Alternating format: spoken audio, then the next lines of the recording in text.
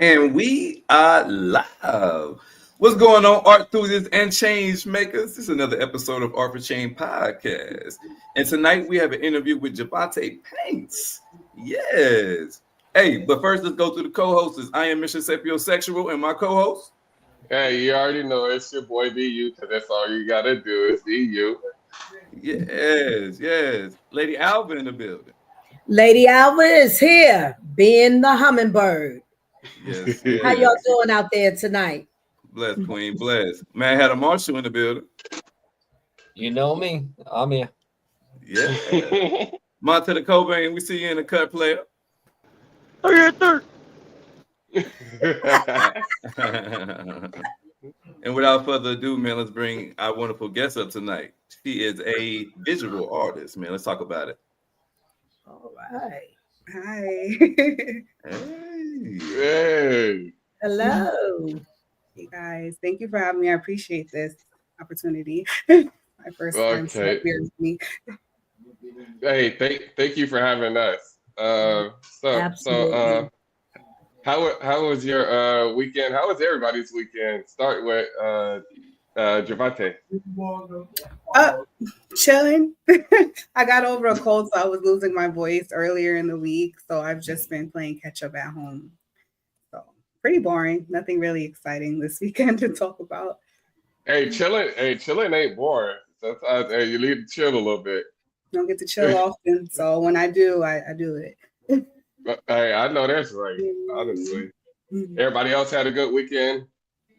Before we start, y'all had a good. What about you, Lady Alva? Absolutely.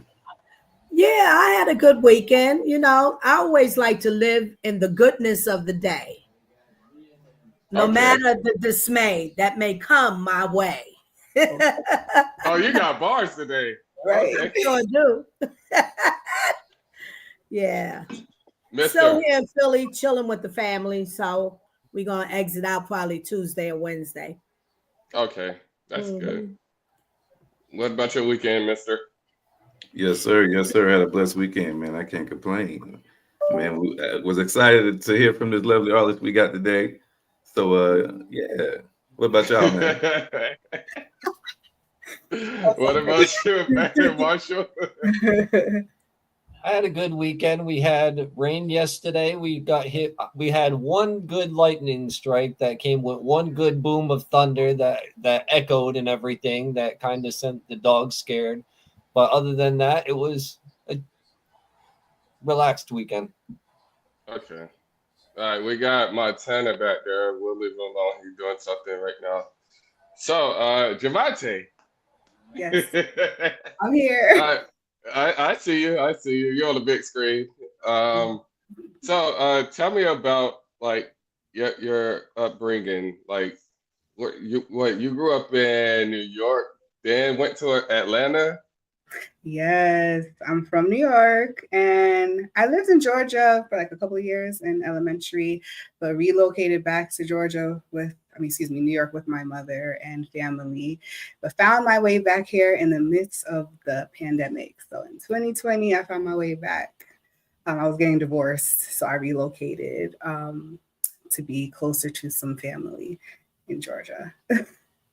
Okay, do you think that was a good move for you? Yeah, it Oh made you yeah, it was New York comforting. always has my heart. New York always has my heart, but I'm very content with living out here now. Okay, I like that.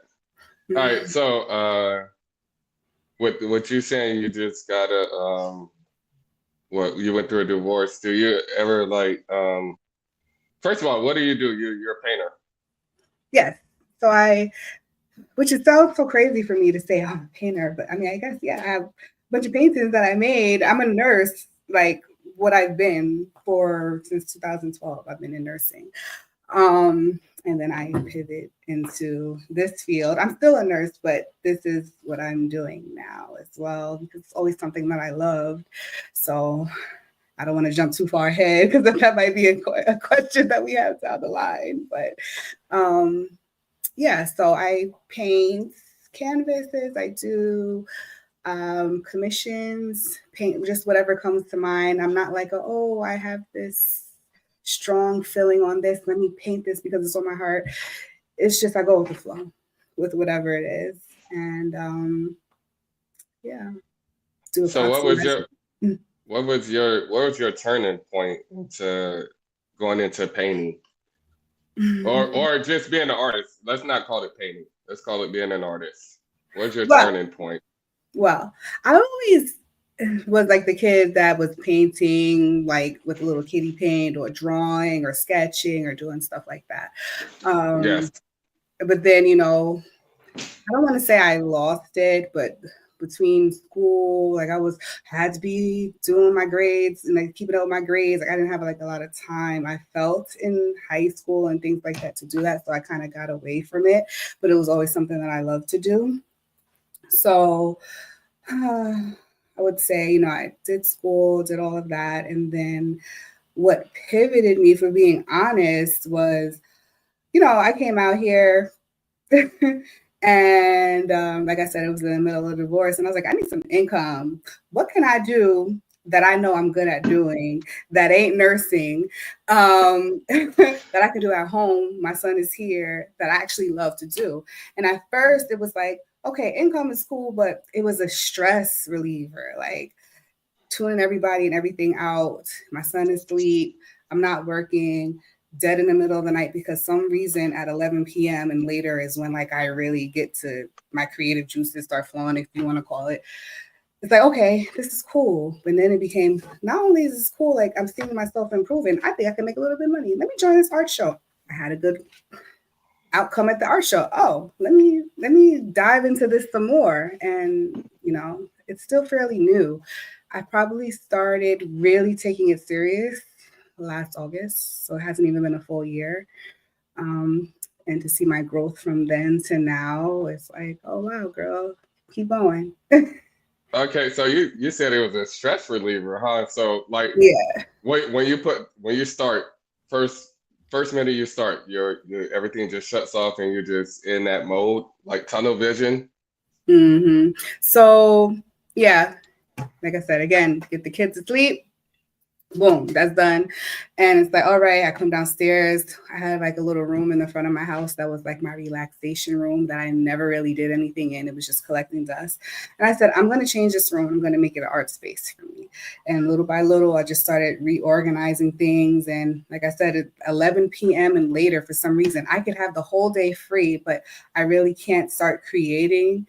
For some reason, it's always after 11 o'clock that I really start getting into something. I turn my music on. A lot of times I go live on TikTok and I just get to creating. And yeah, I don't really even get that necessarily much interaction when I'm live. It's more to record.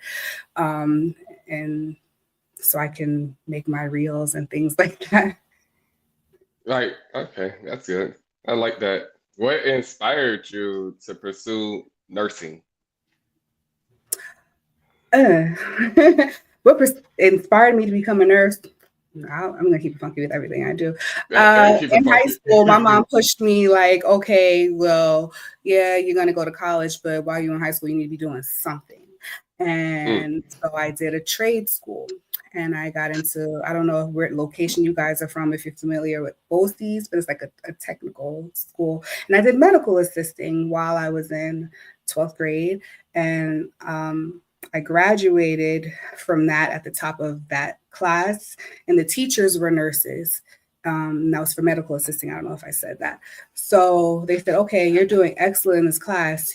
Actually, that was 11th grade, excuse me. They said, you're doing excellent in this class. You need to do something else. Like you need to go further, push yourself more because you're doing great in this class. We see something in you, and I think that you should try it. Now, growing up, I'm like, okay, I'm gonna be a veterinarian. I'm gonna be all kind of things. I didn't really know what I was doing, but at that moment, when the teachers had so much, I guess they saw something in me. They had some belief. Yeah, they had faith in you. Yeah. And then adding in, like, I have like West Indian background, but nurse. It's like a big thing. They want you to get in the healthcare field somewhere, some kind of way. So it was kind of like an easy transition from medical assisting into nursing. And I got accepted into a school. So I just kind of straight from high school, boom, I'm in nursing school. Oh wow, I'm doing this.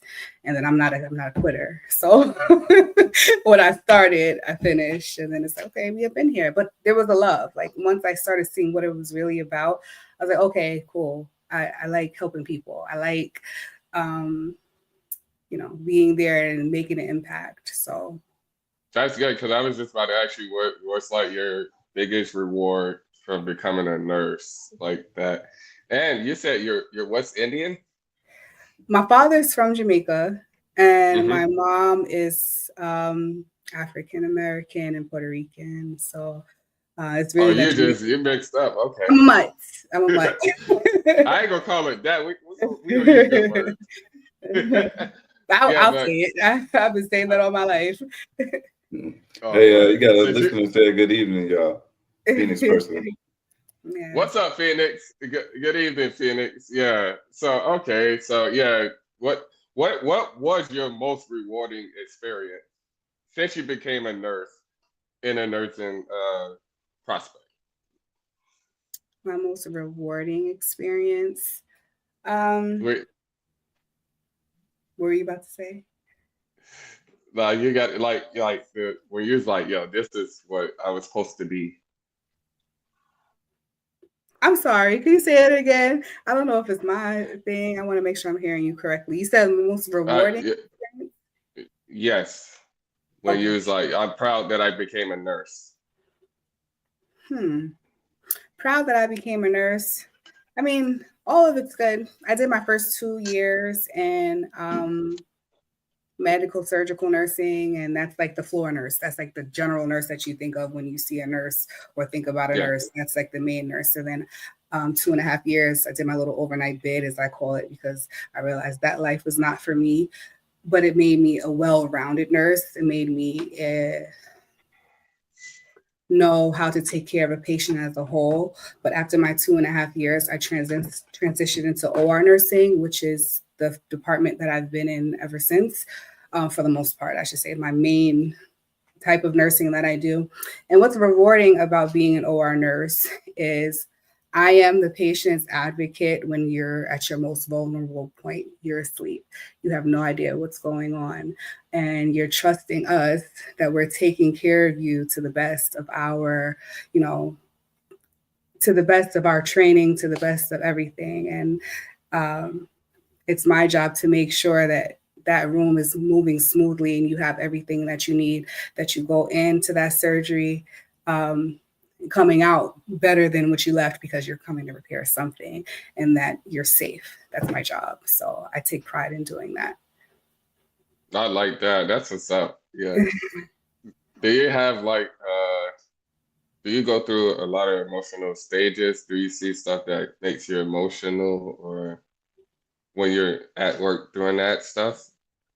Honestly, the type role that I'm in now, unless there's some kind of, right now I'm working in a surgery center, so it's pretty like basic, the things people are coming in. It's as far as not emergency surgeries. It's not like I've worked trauma. I did all those kind of things. So like those surgeries, like, or somebody doesn't make it, that's always, sad. Whoa, you've been through some trauma stuff?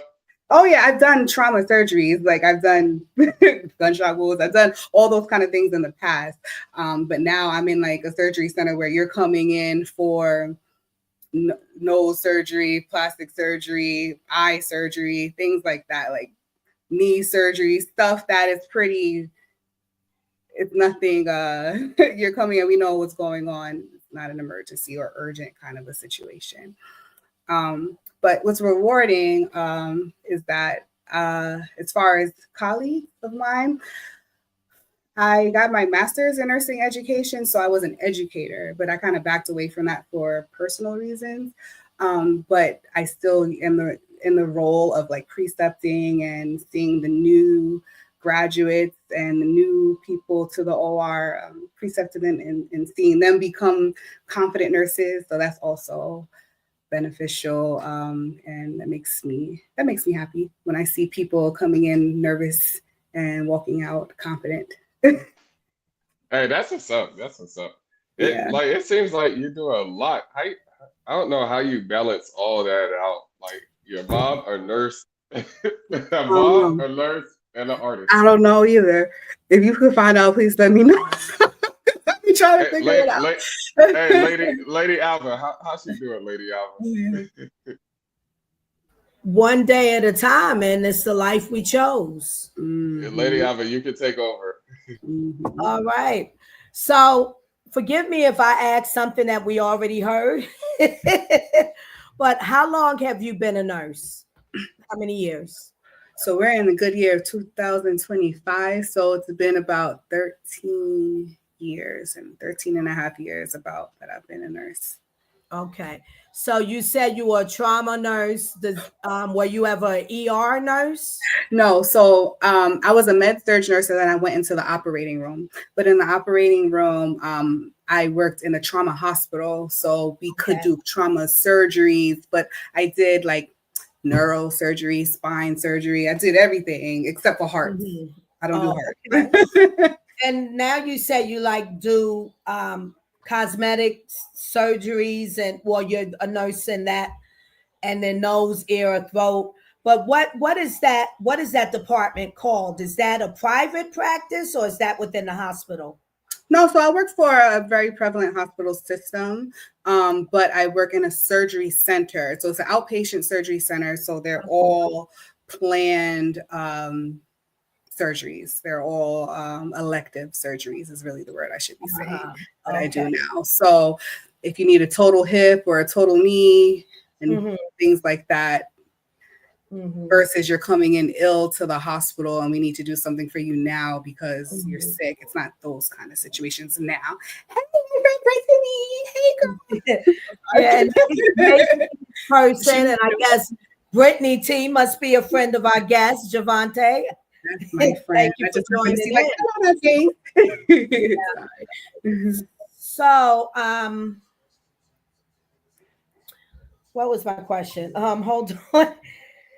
So you enjoy being a nurse? I heard you say you like taking care of people or doing for people. I do. I love what I do now. Again, I told you I'm gonna keep it real. It's not something I want to be doing when I'm 65, 70. I want to be retired.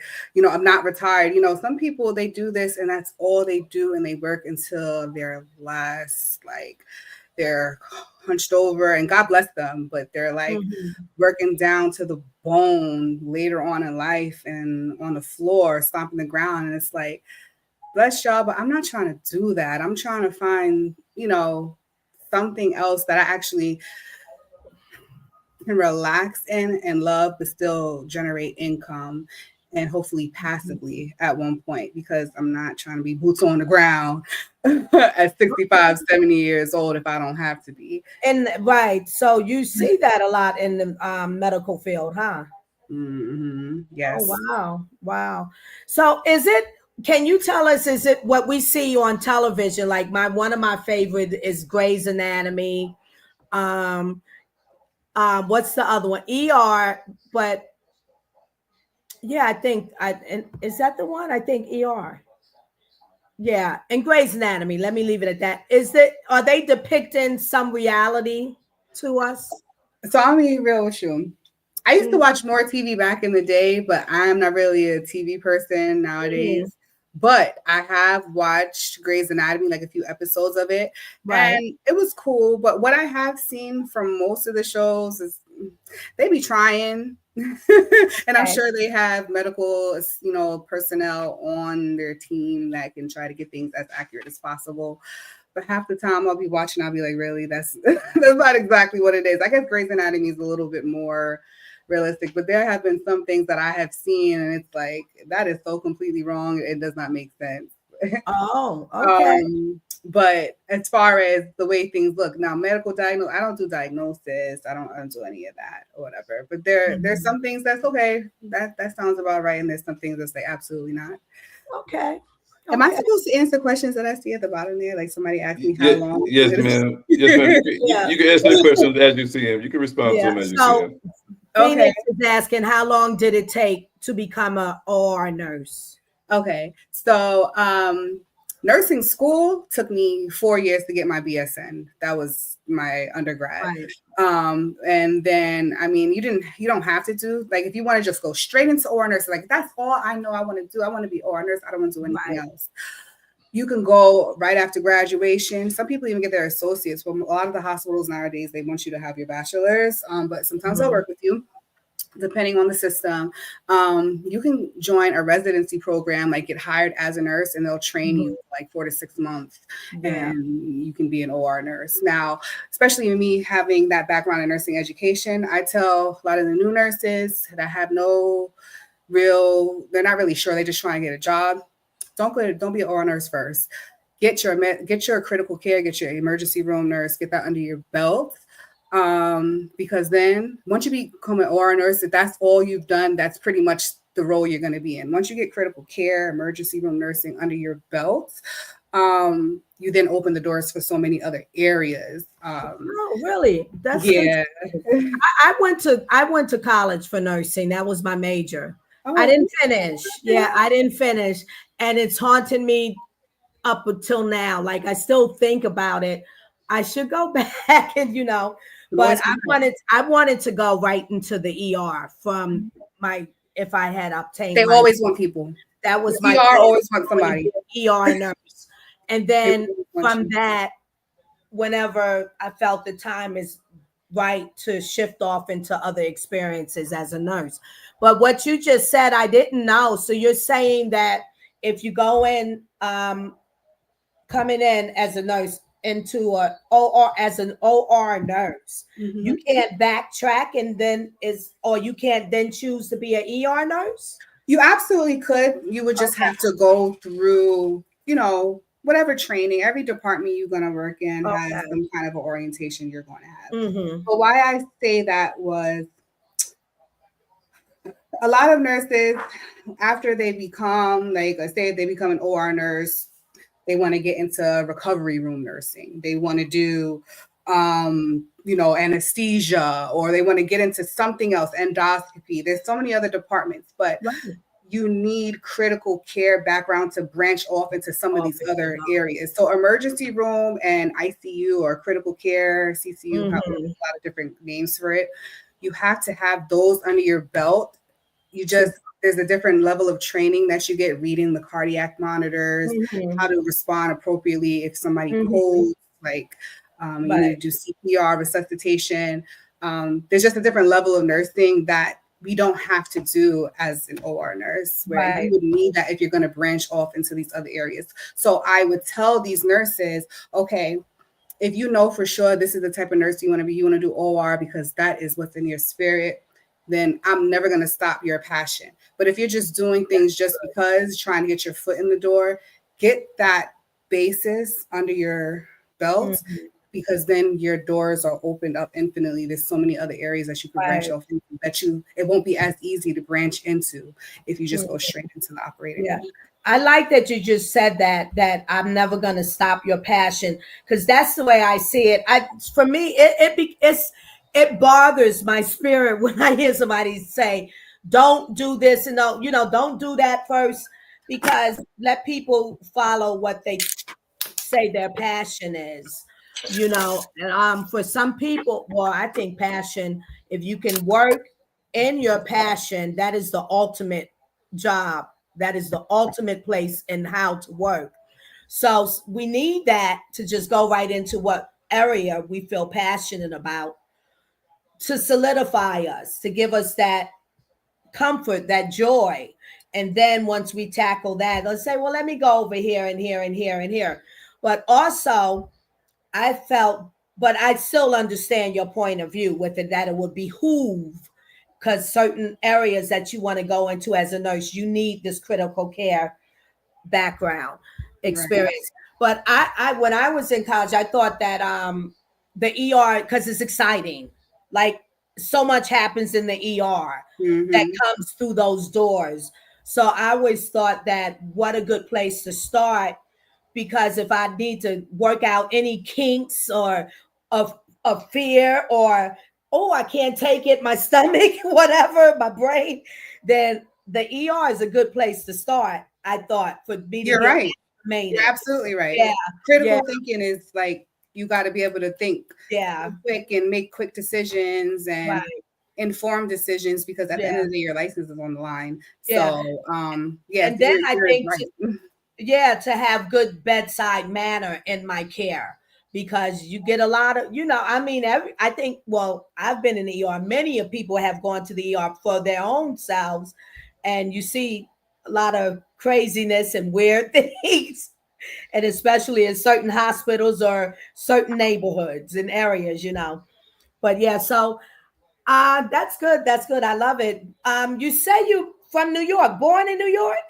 Born in New York. Where? What borough? In Nassau County, but I was raised mostly in Suffolk County. Where are you guys located? Like where are y'all? We're all over. See, I'm a New Yorker myself. I was born in Chicago, but from 12 years old, I was predominantly, from 12 years old, I was raised in New York. Okay. And then I left in like 1999, then came back 2013, and I currently live in New York. I'm in Queens, New York. Okay. Sapio's in this BU. Yeah. I'm in Orlando, Florida. Yep. Mad Hatter, Marshalls, Rhode Island. Cobain, Montana is in. Don't tell me. Oh, I'm not gonna get it. Think about it. He's in Fayetteville, North Carolina. There you go. Right there you go. So we're all over. Yeah. So we're a melting pot on this podcast. We're also a melting pot in generations too. So how do y'all get all together? Like, how did this come about? Look at me. Y'all asking me questions. I know. Now you want to know. We love that. Well, before I'll let maybe somebody else, because I want to dig into something too with you. Sure. When you mentioned about your creativity sparks after 11 p.m. So for me, because I'm a Christian, and I am closely connected to creativity and knowing that God gives all human beings gifts and talents, whether you believe in him or not, whether you're a believer or not. So I did a quick search, and I literally asked the question, like, according to God, after 11 p.m., what is he saying with creativity? And he doesn't say anything specifically as far as after 11 p.m. But under what he does say is creativity and rest. God designed a rhythm of activity and rest, a rhythm. And embracing this rhythm, including adequate sleep, is seen as beneficial for creativity. Of course, rest allows the mind to be refreshed. Therefore, prioritize getting sufficient rest, even if you feel a surge of creativity in the late hours. Yeah, isn't that interesting? And then it goes on and gives more, but yeah, that's very important, because I'm a creative person, and I also like when you said, well, yeah, I'm a painter. I really don't want to say I'm a painter. I was the same way. Like, I'd sing to the glory. Oh, she can sing. Or you would sing. I really don't want to say that, and then I had been inspired spiritually to where I would sketch, and I came up with 3 beautiful, awesome things that, I mean, I'm still in awe, like, I did that. So I want to ask you, does that happen with you? And let me also add this in. I got a pad. It was like, I think it was like newspaper paper, a big art pad, rectangular, folds over. So I feel this urge of creativity. I'm thinking of something, but I look at the pad and I just take a pencil, or even the chalk pencil, and it has little lines that I can see through the like fibers in the paper. And I just start maybe I make a line, a circle, and then I look at it, I see where it's going, and I just start more from there. Like, literally, I did 3 faces. I call them men faces. I call it the representatives, because men are never who they are when they first show up. Hold on, this conversation. And then I did a boat. I did a boat on the sea, so that's the fisherman depicting Jesus, but Does that happen with you? How is your creativity, that spark, and when you look at that canvas, Mm-hmm. or do you have it all mapped in your mind already? I don't know. There was See? something I was reading and I was looking through some of the questions, and some of them it was like, I can give you a tailored response or I can just keep it. I don't really have one thing that I'll sit there. There's days I come downstairs, I have the canvas in front of me, I got the music playing, I got the paint, everything's around me, and I'll sit for hours, like Okay. looking for and like trying to draw inspiration. Like, what do I want? I'll have 11 like million ideas in my mind, like all the things that I want to do, but just narrowing it down, it's like, damn, I don't know what I want to do. And I'll walk away and I'll just go to sleep because it's like, dang, I sat here and sometimes I get disappointed with myself. Like, you really sat there, you had the opportunity to paint something, you didn't paint it. I'll beat myself up a little bit about it. And I'm just like, you know what? If I don't have it in me, I'm not going to force myself.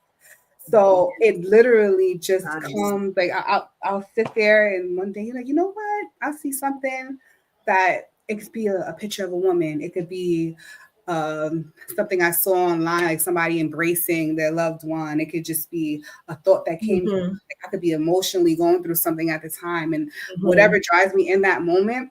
Once I pick the paintbrush up and set it to paint and put it to the canvas, whatever happens is what happens. It's not really a one set thing that comes to mind, and I just drive my creativity from X, Y, and Z. I don't know where it comes from.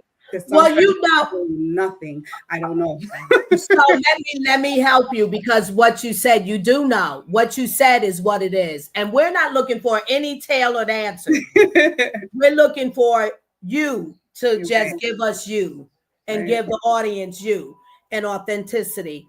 But yeah, I think to me what you just said is the knowing. So you really, and that you're not unusual. That's, if not all, most artists, because we draw from inspiration, we draw from our personal lives, what's going on there, when our day to day, what we see. We are literally most like taking in this lens that are our eyes. We're absorbing a lot. We're paying attention to a lot that maybe an average wouldn't person that's not artist, that doesn't have artistry in them, and in our minds. So yeah, it's good that you sat and for hours and do that to see what can come out of you. And it's good that nothing but you put in the time. That's part of your artistry, part of your creativity. Don't beat up on yourself about that. Hold on to that. Because I think I've experienced in those moments with just sitting and like, I don't even know what to write.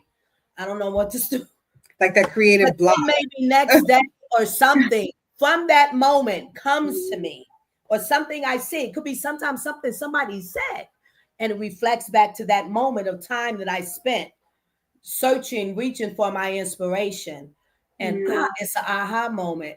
Yeah, don't beat up on yourself. You're not unusual with that at all. It's part of it. When Sapio talk, I'm sure he gonna tell you that.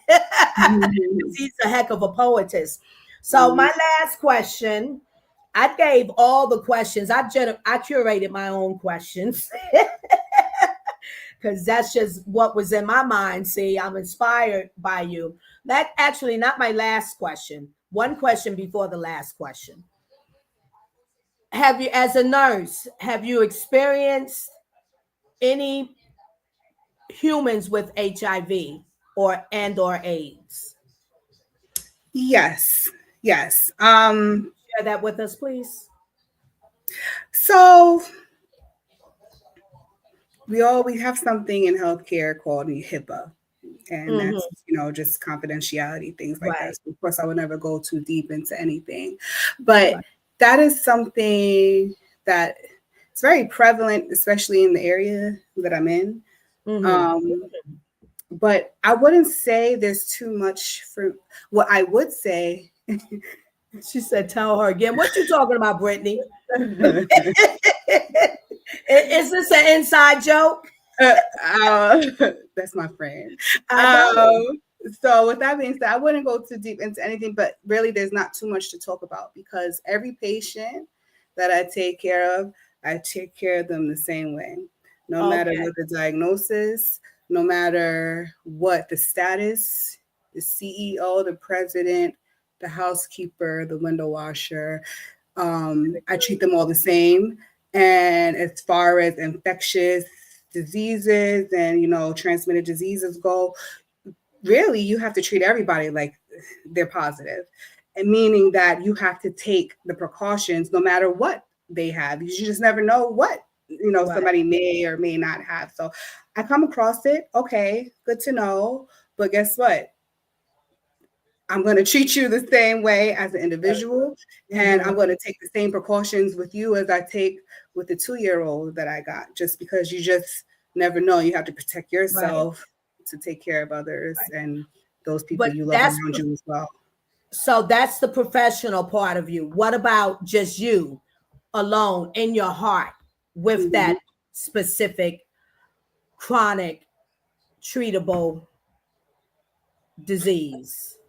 Run the question to me as an individual. What do you You mean? just what you just gave was that's what you are as a professional. So sometimes we do it, we have to as a professional, but individually outside of the professional, just me the being, I feel something differently about it. You know what I'm saying? I am part of the people that stigmatize people with that. I don't want to be, that's what I'm asking you that. So in Okay. your heart, you as the woman individual, how do you feel about that?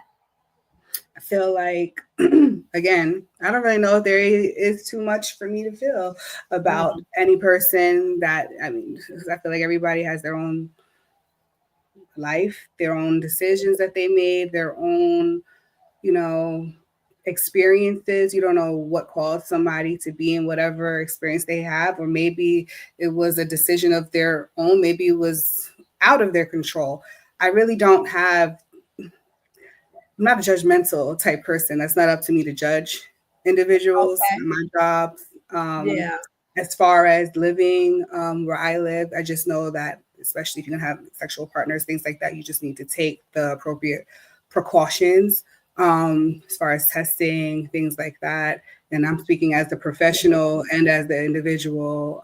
Just you know, I don't really have too much Yeah. feelings as far as individuals with No negative their feelings, experience. right? No No, judgmental this is, feelings. That's I'm not, good. not at all. I'm going to tell you why I asked. I am an advocate for women living positively with HIV. I have outside of this a platform called the Hummingbirds. Maybe Okay. because I am the woman living positively with HIV.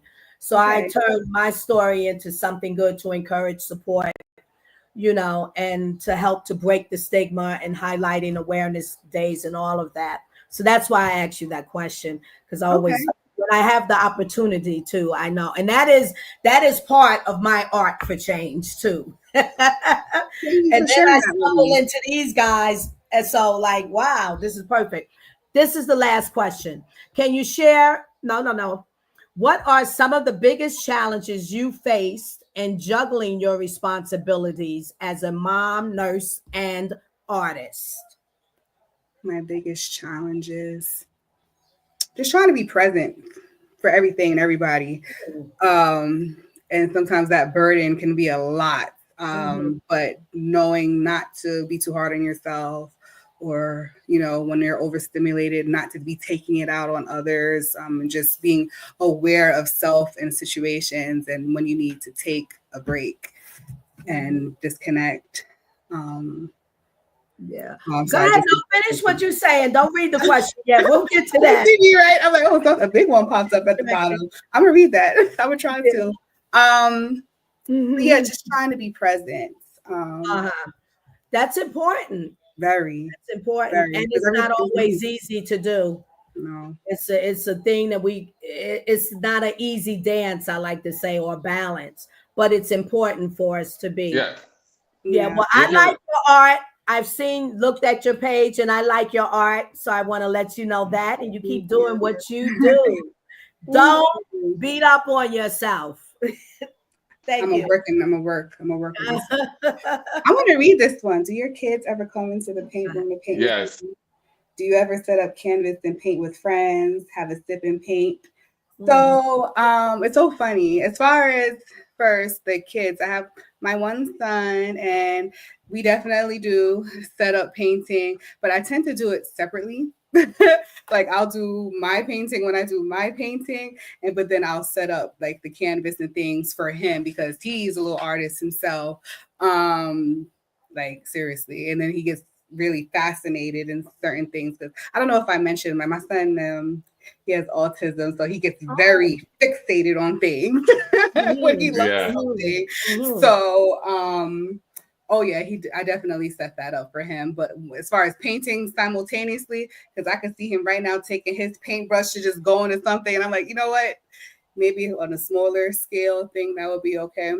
But if I do something with him, I set up like something along the same lines of what he's doing, and I'll do it with him. But my actual real art, I do that separately. I need my own piece and nothing else going on around, maybe except for some music to vibe to when I'm actually creating. But like doing little drawings and things like that, we do that all the time.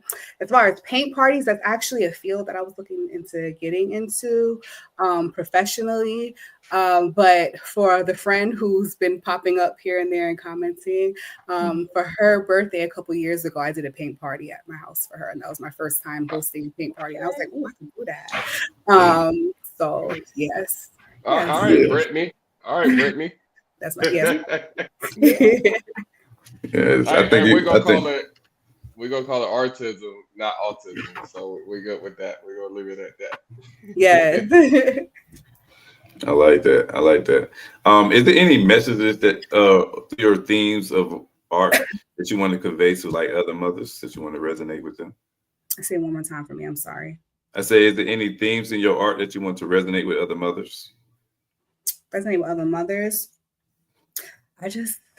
And it's so funny. Like somebody stopped me the other day while I was at like Lowe's getting wood to make easels and things like that to stand my art up for the show that I have coming up. And he was like, well, what's your page? You know, your Instagram. He wants to look at some of my art. He's like, it's a lot of women. Like, where's the stuff for the men? And I'm like, well, damn. Like, well, first of all, I do have some things for men and that are men, but I love drawing strong, beautiful women. Like, I love doing that, like in different ways, different, like abstract, realism, whatever is what I like to do. So look at my friend. Hey, y'all. Yeah, it's just what's like going on, like Brittany? We see you. So as far as for other mothers, I just like to paint us in a beautiful, positive light. How about that? Respect. You want to shout out to the other friend? Yeah, my friend Deshaun said hey. What's up, Deshaun? Glad you could join us. Mm-hmm. Let me ask you, being a nurse, how do you see art as a role of healing? Like, art therapy and things of that nature. Personally, or just in general? So I don't really get to use art a lot in my field because my patients, they come to me and they go to sleep. Yeah. But in nursing school, we do a rotations through the different departments, and we did a psych rotation, and seeing people that were going through events, whatever the reason why they were admitted to that hospital, they were going through some kind of mental health event. It was very interesting to see how they use music and art therapy in those settings. I wish I got to see it more. But again, it's just a rotation that I went through. Personally, again, yes, for the funds, but also for my own decompression. I know that art, no matter whatever kind of art speaks to you, visual art, music, whatever it is, it's a form of healing. So I used it as a form of decompression, and I still do. Right. Absolutely. Absolutely. I respect that. So, what are some of your future goals in your nursing career or in your artistic endeavors? Somebody said, you need to go ahead and get your doctorate. I got my master's, and I'm pretty secure with that education. Right. So as far as formal education wise, at this point right now, I'm good. Yes. As for nursing, I did the job. I got the job that I got the degree for, but I took a kind of a step back to really focus on my son and work-life balance and things like that.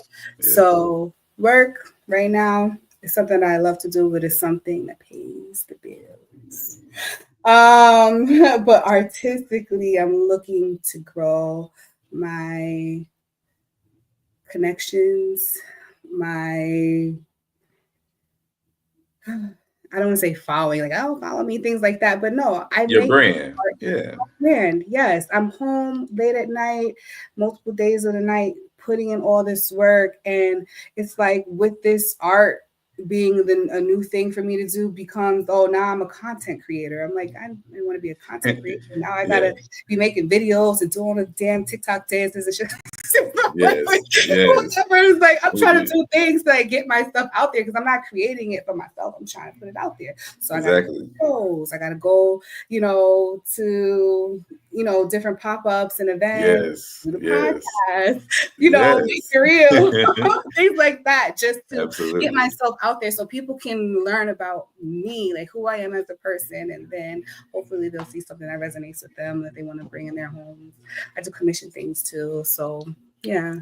Absolutely. And that's why we created this space for people to get to know the artist. Absolutely. You got a friend got a question for you. Okay, Deshaun, what is your current process for refining any unfinished art pieces? Again, I don't really know. I'm a freestyler. I don't have a process. It's not one thing. I can go to something and be like, I'm happy with that today. It'll collect dust. Like I have an art piece that I'll show y'all. It's like right here behind me. It sat for months and I was like, I like it, but she ain't done. She needs something else. And then one day they hit me like, I'm gonna do this. And so there's no real process. It's whatever speaks to me. Oh, okay, Roxanne, thank you. People are so sweet. I appreciate you. Yeah, that's our merch lady. So she'll get you right after this. She'll get you right. Yeah. Absolutely.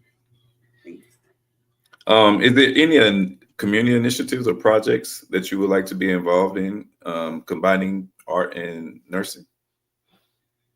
Ooh. If there are community events, please sign me up, or maybe I need to start something up because I haven't really seen anything. I haven't personally seen anything. Again, like this is all news to me. Yeah. It's all new for me.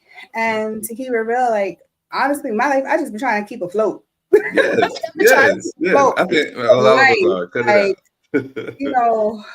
It's a lot, a whole lot. Like this past 12-month rolling calendar has been a whole lot of changes and things going on in my life. So I would like to get to a point where it's like, whew, to breathe. And I was like, what else is going on? What else can I do?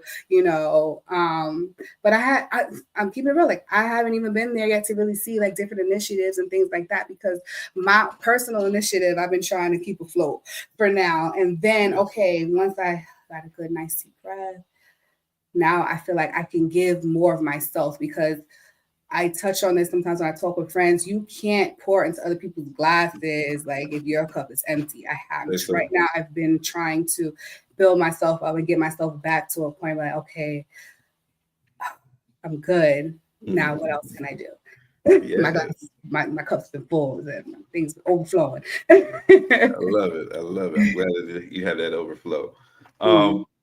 So do you have like a gallery in mind that you want to create, or do you want to sell like your art like online, or what is your process of selling your art? So I have a website now that I built, a Shopify website. It's Javonte Paints javontepaints.com. And then I have my social media. So like I'll post things online on there. And that's something that I'm still growing. I've had some purchases online, but the bulk of my purchases have been when I go to art shows. I had some originals purchased, but a lot of prints. Yes. What I would love is to get, because I have some friends of friends, people who are in the art world, I should say, like who have like a gallery or things like that. I would love to get my stuff into one of these galleries. I would really love to have one day a show where it's all of my stuff. Like if you there to see my stuff. You will have a show one day that is all your stuff. I We're gonna love change that. right now. Yes. Speaking into existence. Right. Yes. I have to, you're right. You're absolutely right. So right now it's like, okay, I've been joining in like these Black Girl Art Show, Black Art Matters Art Show. These are art shows that pop up, you know, multiple different states throughout the country. Yes. So I've taken part in those kind of shows. I would love to have my own. I will have my own art show. There you go. There you go. Yes. And be featured in, you know, a gallery and have my, you know, I have a name, be a name in this area because it sounds so foreign to me speaking it, but it's like, yeah, you got to speak it to, you know. You got to speak it. Hey, look, can't no one believe it until you believe it. How about that? Right. You're right. Yes. Hey, plug your socials and your website and tell people where to find you. Okay. So, all right. So they can see everything on screen the way it's on screen right now. So, because I can say Javonte Paints, and they're like, well, how do you spell it? But there you go right here. So, at Javonte Paints on Instagram, on TikTok. I'm trying to get my YouTube live so I can have like the longer videos of my processes. And then my website is javontepaints.com. Everything is Javonte Paints. I try to keep it across the board the same thing. I like that. I like that. Madam Marshall, you want to do question 16? Yes, I do. But at first, I got a question I'd like to ask beforehand. You said you've been doing art your whole life. Did it change when you had a son? Or did it change when you had your son? Did you feel a shift in it, or has it stayed the same? Okay. So when I say I've been doing art my whole life, that's the kid who got the crayons and the markers and the paint. And the young adult who, I like that artwork, but I ain't about to spend $1,500 on that artwork. I can make it myself from my house. I created art for myself. You know, let me paint something for my friend real quick because it's my homegirl. She got her own apartment. Let me make something real quick for her house. That's the kind of art that I did. It wasn't until last August that I got, you know, a bunch of canvases, pulled all my paint from my garage, and I said, you know, I'm going to start really doing this. So I don't know if I answered your question, but son, you said my son. It wouldn't even say it was my son who shifted me because I wasn't doing it consistently. It was literally just you came to my crib, you came to my house, every piece you see up in here made by me. That's the kind of time I was on. And that's the time I was on when I had him as well. Stuff that was in his nursery, things that was in my living room were things that I painted. He didn't affect anything as far as the creative. It was me and deciding that, okay, you're doing it for fun. Push yourself into, you know, this is an area that you are kind of okay at. Make yourself better. Do more. Don't just do it for fun. Push yourself and you can do something else with it. So that was more on me. I like that. Thank you. Are there any new techniques or styles that you've excited to explore? You know, it sounds crazy because like a lot of people, when we're kids, we start painting, we do like finger paints and things like that. I've been doing a lot of brushwork and like getting into palette knives, but I wanted to get more into finger painting, like just finger painting. And it sounds juvenile, but I'm like, I have to get to touch the paint more and become one with the paint. Sounds crazy, but I wanted to get more into that style as well. But as far as when I started in August, I can see the growth from where I was a little less than a year ago to where I am now. So as far as detail and realism, when I do want to make a realism type of piece, I want to get my craft better in that area. I want to hone in that area and become better in realism, because when I was trying in the past, it gave cartoon, and now it's giving, you know what? I do see that looks a little bit more 3D, like a little more real. So if that's where I am in a year, next year this time, who knows? So yeah. Every year is just another step forward. Yes, I love that. I agree. Also, another question. You said that you paint at the spur of the moment. So so could you say that painting stands for Javonte Paint stands for painting? Hold on, I had this written down. It's all right. Yeah, he good for these too. Oh yes. Can you say Javonte Paint stands for pictured art in now time? Okay. Hold on, wait. Run that back, because I want to make sure I'm really picking up what you're putting down. What does Javonte Paints stand for? Because let me know if you're about to give me a brand. But tell me.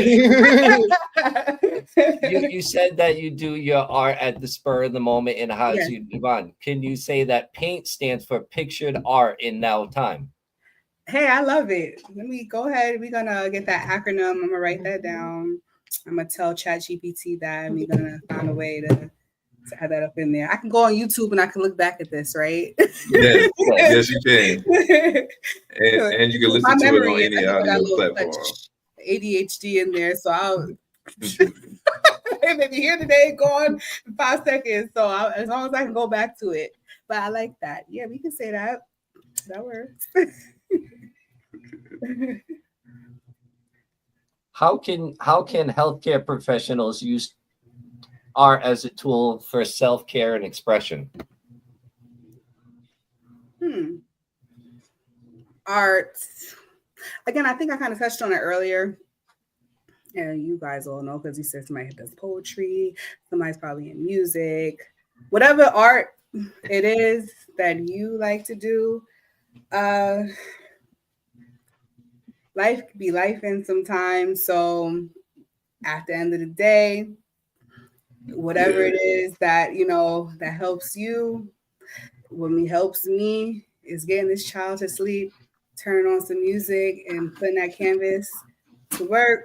If that works for me sometimes art for somebody is just the music itself, or maybe, they create or write, get those emotions out. It's not even just healthcare. It's just anybody, I feel like, can use art, and whatever type of art helps them at the end of the day to decompress. I don't really have the answer for the healthcare person, because I think it applies across the board. What works for you works for me as well. Yes. Do you have a go-to artist or a go-to music that you like to listen to? I don't have one specific artist. I appreciate all the different forms. I have some people that I follow heavily on the social medias, and some people that I've seen grown. I probably started following them 5 to 10 years ago when they had 500 followers, and now they have 50,000, 100,000 followers. Like, oh, well, you took off. So like, I have some people like real life, I don't want to say regular, but like I could walk up to you on the street, artists, and that I follow because I love their work and I've seen their growth. And then, but as far as like, oh, Picasso, Basquiat, or anything like that, like, I'm not that person. I like it all. Like if it speaks to me, contemporary, modern, whatever, it all, abstract, real, I don't have one preference. And then what was the second part of your question? Because there was something else and I don't want to miss it. You pretty much hit it all. Okay.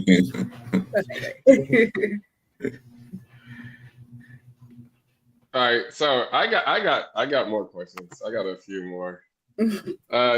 You said you don't force yourself. Have you ever forced yourself and then it worked out in your favor? Like force yourself doing art? Man, yes. And that's why I learned like to like, girl, go to bed. To learn to Yeah, tell myself what it's not like, girl, go to bed. Because I have done things that's like, no, I gotta do something. Like, I don't have my child tonight. You know, I don't have work early. It would be crazy for me to not utilize this time. But if the creative juice is not there, like it's not there. Don't press yourself. Because I learned there's times I've done things and I absolutely hated it, only to wipe it clean the next day, like wait for it to dry and turn it white, or just I created things and just took my hands literally just because like I really hated it. Like it just what am I doing? I'm not here. Why am I doing this if I'm not really mentally there to be creating this right now? Yeah. Done it. I've been there. And then those pieces you don't see. Or yeah, what I'm learning is a lot of times I'm on live or I'm recording. I'm learning to sometimes do post those things because that's real. That's the real That's stuff real that shit. you know Yeah. what I mean? Like that's why we that. live now. Right. Like it's not all perfect. It's not always going to be, Exactly. cupcakes and all that, whatever. Like you're going to come in and you're going to hate some stuff sometimes. Maybe not. Maybe that's a strong word. Hate is a strong word. But I have It's created, like, right. you know what? Nah, this ain't it. This ain't it for me. So scratch that and then start all over when I'm mentally somewhere else. And not saying I'm going through it. It's just that I wasn't present for this piece right now and I need to revisit it when I am. I respect that. Yeah. Okay, so you spoke on BAM. You know what BAM is. I don't look it up. You spoke on BAM, and they're in Atlanta. What, July You saying Black Art 19th? Matters when you saying BAM? Yes, Yes. yeah. Black Art Okay. Matter. So you're there July 19th. Are you gonna Yes, be there? You're a I'm part going of to that be show. there. I'm going to be one Okay. of their vendors. They changed the date. It was June 21st, and I was making videos and reels. June 21st, June 21st. I had to go back check my emails. Wait a minute, because somebody went to buy tickets. Like I thought you said it was in June. It's July. I said, what are you talking about? Just me to go back to my unread email, and it was like, oh, it's July 19th. I'm like, well, damn, Yeah. thank God somebody told me because I'm over here setting up childcare. Yes, I will be there. Some of the things that are behind me, I will have with me. So I'm just trying to figure out with like the logistics of how my area will be set up. What are the best things to bring to make the most use of my space? But I'm Yes. excited because, okay, I did 2 art shows. This would be my third. The first one Okay. was Pancakes and Booze. The second one was the Black Girl Art Show. Pancakes and Booze, it was cool, it's a good experience, but it was like a bunch of other artists. Like it was just a whole bunch of artists that was there, and it was good for networking, kind of a situation.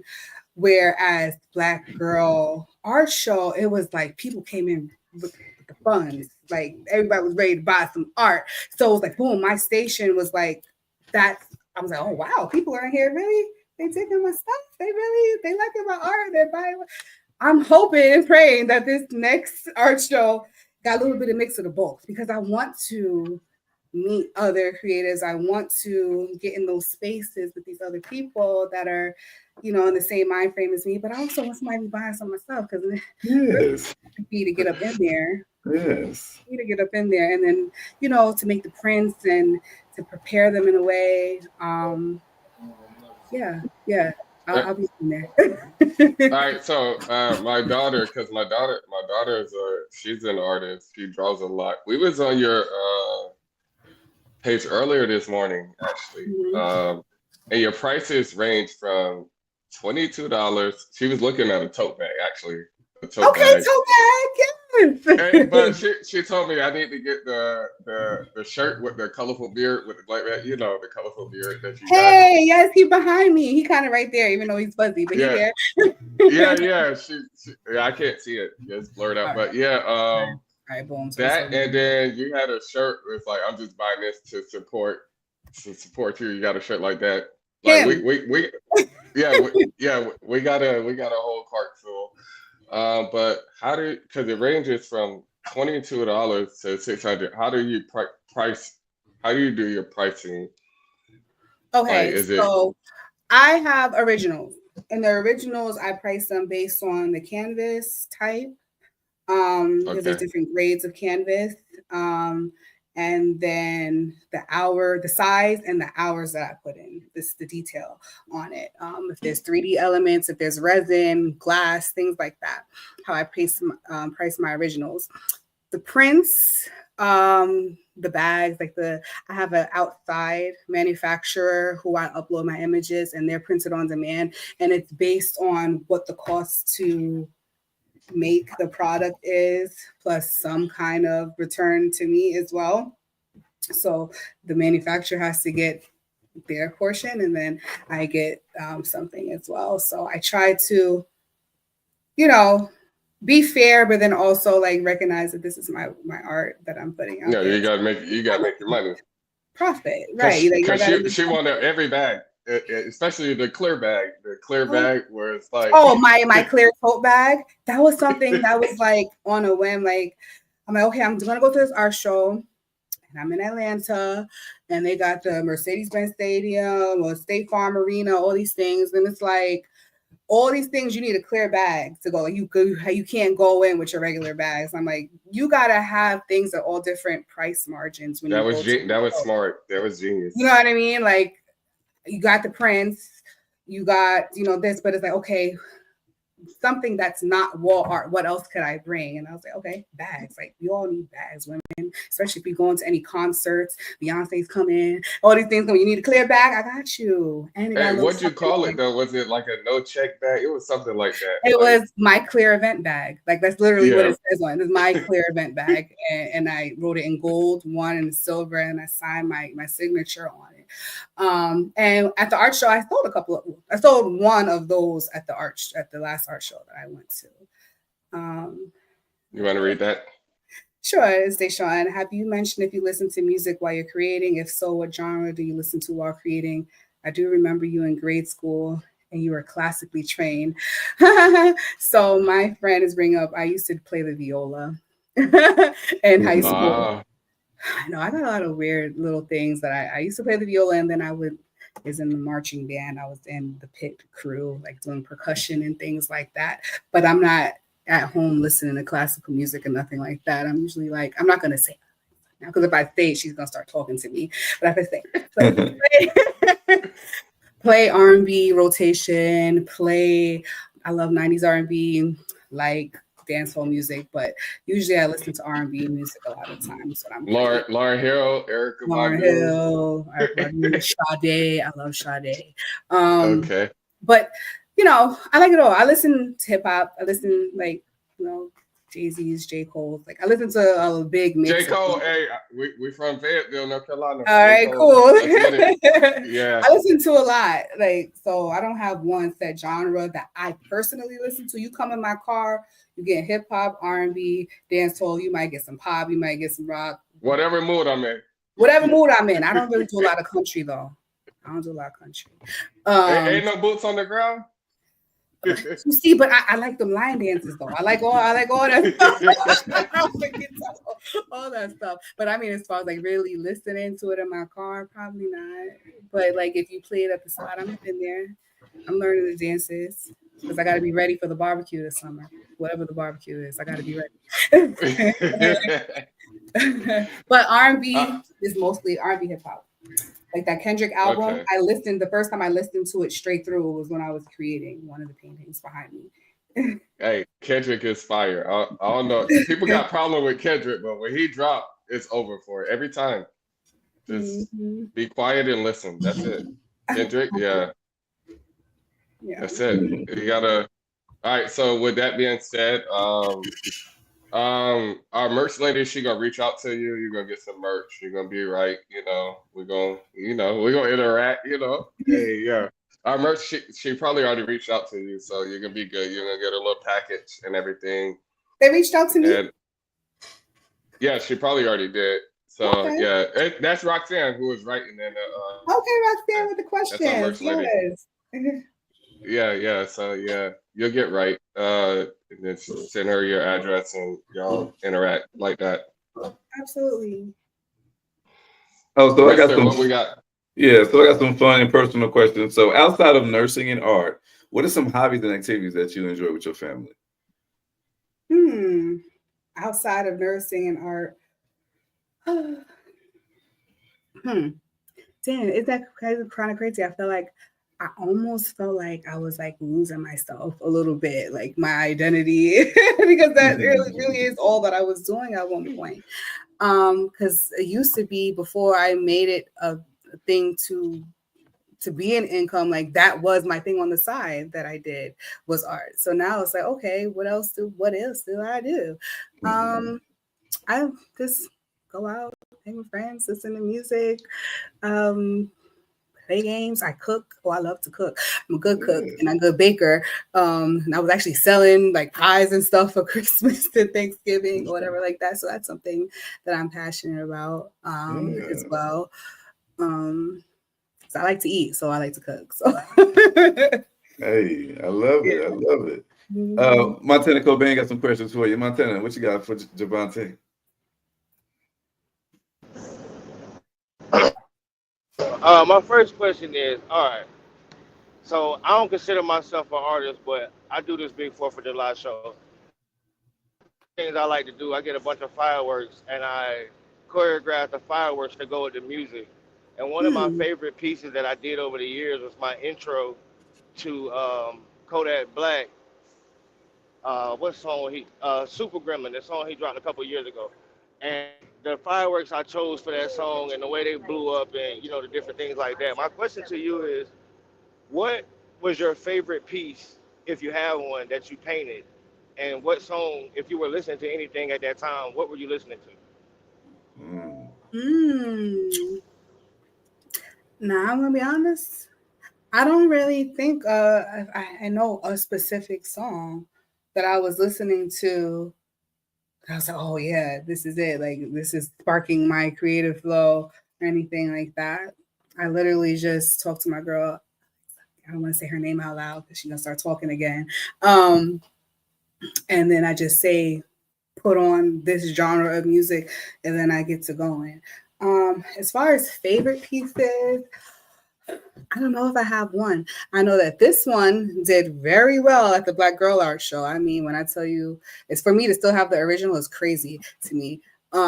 Because as far as the prints, they were like off the rack. Like I can't even tell you how many, at least, I don't know, a lot of those particular ones that I printed, but they're all my favorite. They're all my babies. Like this is one of the more recent ones that I did. That was like a revisit one. I don't have one favorite. They all speak to me in their own different kind of ways. And they meant for somebody. They're gonna find their way into somebody's house or establishment. So I'm putting that out there. Yes. So it'll be somebody else for them to love and be their favorite thing that they brought into their house. But I got love for all my pieces. That's pretty dope. I like that. I'm looking at your pieces and like the vibe from the paintings that I can see in the camera screen right now, like it's giving me something that I can walk in my mother's living room and purchase. So with that being said, do you have anywhere that we can purchase any paintings from you? Yes. So I have my Javonte Paints website. Most of them are posted on the website. The only thing with the bigger pieces is trying to find a way to safely ship them. Like if you're in the metro Atlanta area, I'll find a way to deliver it, meet up, or whatever the case is, to get this thing safely into your hands. But the bigger pieces, it's like, okay, I'm working on making sure I can not only ship it to you, but ship it to you safely. So JavontePaints.com would be where you can place the order. Or if you DM, come, to my Instagram, to my TikTok, and you message me under the photo and a comment, or you message me directly and say, hey, I had somebody contact me recently about this one who they came to the show and they wanted it from the show, but for whatever reason, they couldn't purchase at the show, and they revisited me on my Instagram like, hey, is this still available? I remember that I love the sunflowers or whatever the case is, but then she asked me the dimensions only to find out that the dimensions were too big for the space that she needed. So I'm very active on my social media. So if there was anything that you saw or something that you didn't see, maybe you like my style and you want a commission, you have something in mind that you want done, I would work with you to figure out, okay, let's put together something that you would love for your house and get it to you. How do we get it to you? I accept all forms of payment, PayPal, Cash App, Venmo, Zelle, all that stuff. And then I get it shipped to your door or delivered to your hands, depending on where you are. Okay. All right. Yeah, I'm definitely gonna be tapping in with you to get something done. Preferably, it's probably gonna be one a piece for my mother and one for the man cave. Cause I looked over your page as well, and the art is pretty dope. Thank It's you. fire. Hey, it's fire. Thank you. And I am looking because again, I love my black women. You see, I love my black women. But I also am not a stranger to listening to feedback as well. So like I had some men coming to me like, oh, I like your stuff. It's for the girls. I need something more masculine or whatever. So I do have that in mind for some things that I will be making in the near future as well that I plan to have done before the art show in July. So The July picture 19th. the picture behind your right shoulder, the woman, she's carrying something on her head. the oh Yeah. oh the bun. She got the bun. Is And that a she, yeah, bun? that's Okay. the bun. Can I Yeah. Yeah, like a can you bun. give me a price for that one? Yeah. Did I post it on my page? I don't know if I posted that one on my website yet. I Yeah, didn't price this one and I yeah. didn't price this one yet. Um, but so I don't really want to Okay. put out there You because can get back I to me didn't on price that. it yet because I have to, consider shipping and things like that too. Because I don't want to say, oh, it's this, and then the shipping is like some crazy amount. Because I learned for other artists who are making things, I'm gonna put it out there. Mhm. You want to incorporate, especially if you're doing shipping, the price of the shipping somewhat into the price of the art. Absolutely. Because a big Absolutely. turnoff to somebody, you ever been shopping online and it's like, oh, I got this thing, I love it so much, I want it. Ooh, $20 of shipping. I ain't buying that thing or whatever. And it's just like, damn, it's just $20 of shipping. But the shipping could turn you off from buying something, no matter how Right. much you love it. It could, So right. what I'm learning is to incorporate that cost Mhm. into the piece itself, so you can do low or no shipping on items because you've already factored it into your price. Right. Absolutely. Um, That's so yeah, that is that's something I am still working on. Another thing for other artists who may see this that I've really been utilizing is artificial intelligence, AI. ChatGPT and I have been very close in recent times as far as helping me with pricing, helping me with things like that, because I want to be fair, but I want things to make sense. Um, from your socials, it seems you love to travel as well and do. Now I um, want to ask you, Javonte, for a commission of a hummingbird. oh, Now I have a logo, or we can talk about that further to do my hummingbird on canvas, my logo, probably maybe both, and then a hummingbird just from your inspiration. oh, I would love that. I love from the animals Okay. and the dogs and things like that. I haven't Mhm. done a bird commission yet, but I would love to do that. Absolutely. Okay, we'll be in Just touch. reach out to me, give me, Yep, I like to hear like verbally what it is, what you were looking for, what you were inspired, absolutely. what was the thought behind why you wanted it, and then if you have any visuals. And what I usually try to do is mock something up or show you different Hmm. ideas, and then we'll come to something. And I Okay, yeah. usually try Well, to keep you a part of the process as I'm doing it, to know that you're happy with it, not just surprise, take it or leave it. Like you're a part of the process when I'm right, commissioned. right. And one more, it's more of a statement, but then I want to get you what it is for you. This statement I'm gonna make, because I find something dynamic in the fact that your child is autistic and you are super artistry. I think if you or you are a super artist and your child is autistic, I find something dynamic in that. Like I feel like what for an autistic child, what better woman to be born through, to be born from? That was so sweet. And I want to say this because, my son, as my baby, he a piece of work, but, he has his diagnosis, and it's not, this is my son, it's my child, and he's everything to me. But then it's like having this neurodivergent child, it starts to open up doors within yourself. Yeah. So a lot of people, especially in our community, are miss or under or not diagnosed for their own things as well. So I kind of touched on it earlier in our conversation that it's like, I wouldn't be surprised. I'm pretty sure I probably have ADHD myself. And it's not until I have this child with this diagnosis that I start to realize things like, wait a minute, like the things that I'm looking at in him and seeing in him, it's like, while it's different, it's like a lot of things I see like, oh, like that makes sense because I had some of these things going on in my childhood, or, and I'm not going to ever take away from somebody with autism. Everybody's story is different, and how they process things and go through things is every individual is different. I'm never going to take away, overshadow any of that. But being that mom that I want to know everything, all the different layers, peeling away layers of things to learn about my child, I'm learning about myself. Yeah. Being that mom who's also a nurse and doesn't mind, you have a passion for that, to care for people. Because a lot of times things like in our community is like taboo, like, oh no, you don't have that. That's not what it is, whatever. It's like, no, it's okay. And it's not a bad thing if something is, so you know how to address things and what you're working with and how to move forward with that. So I wanted to touch on that if we got in the conversation at all, because I'm an advocate for all of that as well. Okay, beautiful, wonderful.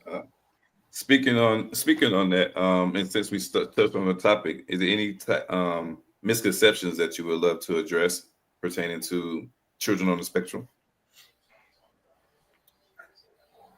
One thing, I mean, everybody's interpretation or view of it is different. I will say that I didn't have a lot of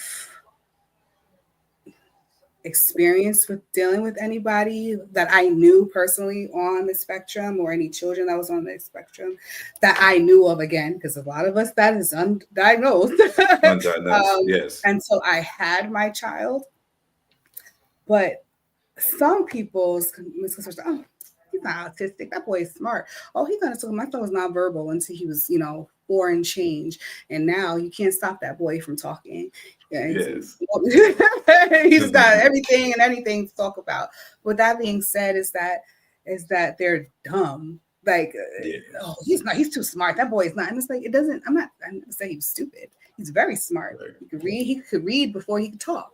You know what I'm saying? That was something, a misconception, is that just because somebody is neurodivergent on the spectrum, whatever you want to call it, or whatever the medical diagnosis may be, is that they're unintelligent.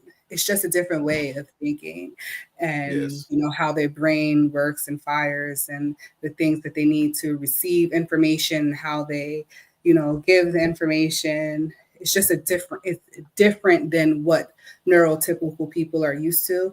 And what I am learning, and what I wish other people will also try to unlearn, is just trying to place them in the box and trying to fit them into what we think they're supposed to be doing and how they're supposed to be living their lives, and, stimming and things like that.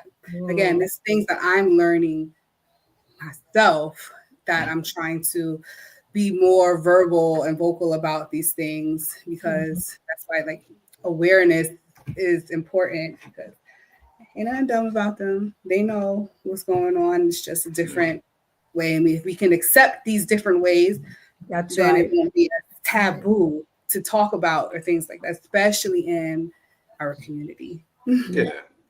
Go ahead.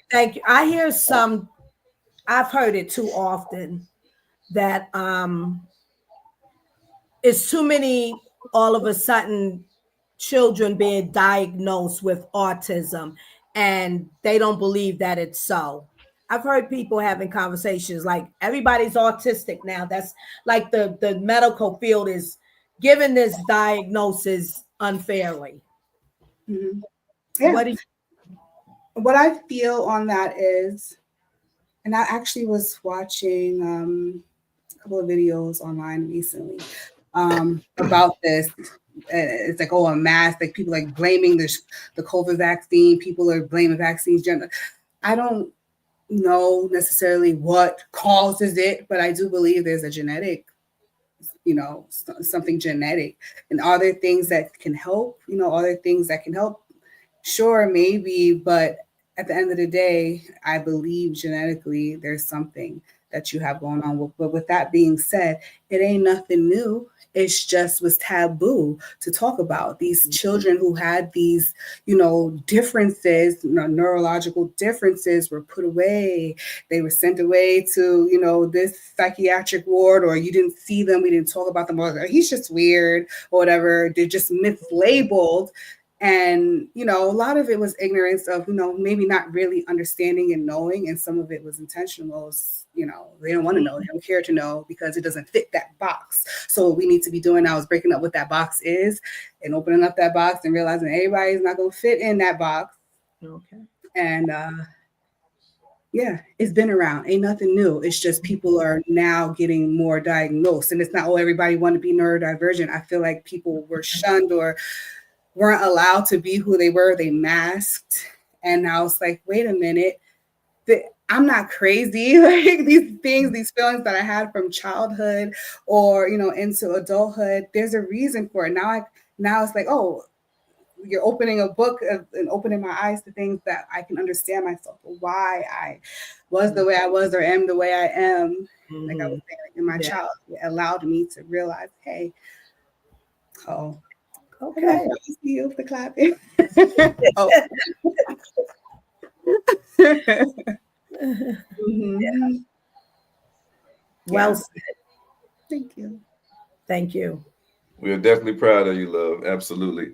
Thank you. I appreciate this. So we asked every artist that come onto the show, what does art for change mean for you when you hear that? So we'll do the same for you. What does art for change means when you hear that? Art for change, when I hear it, what does it mean to me? Oh gosh. This is one of the questions y'all sent me because I promise you I didn't prepare enough if you did. But when I think of art for change, damn. Hey, take your time. Take your time. Yeah. No, because like I don't want to. There's no wrong answer. Right. There isn't. There's no wrong answer. Just using art as a means to open up doors and bring these conversations up, like what we were just having now. Art was what brought us together, but then we're using it as a means to open up the doors and have conversations that are needed. Whether it's just about art and open up the doors for new artists, or if it's for that neurodivergent artist who was listening to me now, Yes. It's all that. It's all You that. want Ain't to no wrong answer. more. You want to answer her question that she had for us, or you want me to tell my part of that for that answer? Where she said, "How do we all come about together?" Oh, okay. You can add your part, and I can close out if you want. Okay. So, me as the hummingbirds, and as I'm on social media doing my bit, like you said, doing ads, reels, and then engaging in other social media personas or organizations. And just to add in too, because when you were talking about social media is my tool. It's not, it doesn't own me. Social media is my tool. It doesn't own me.